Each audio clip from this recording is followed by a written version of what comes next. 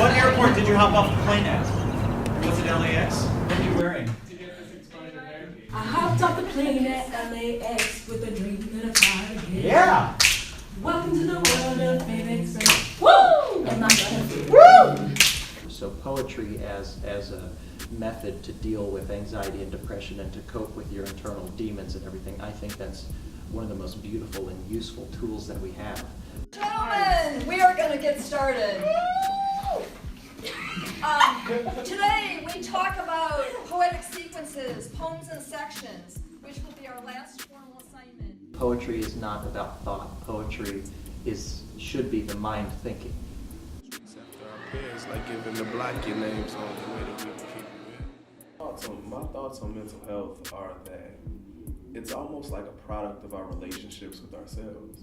You know, forming a good relationships with ourselves involves, you know, maybe self-affirmations or meditation, because it's so seldom that we take a step back and we're not thinking about the future and we're not thinking about the past, but we're thinking about right now.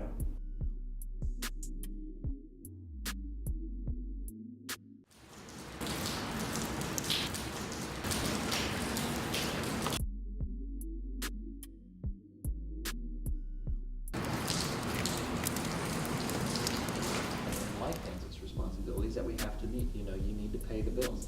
You got to eat. You need to have food, and those things that put us on autopilot sometimes. When all of a sudden, you know, all you have is a routine that's no really semblance of a life. You know, you're living, but are you alive at that point? You know, are you truly experiencing your life? And poetry for me is one of the best ways to take it and just slow it down. Bring it back, slow it down, and then claim a moment entirely for yourself.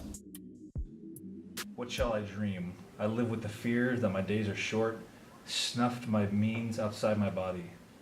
I used to wonder what the day would be like when you finally know if there's another side, somewhere else, bright and singing after all this.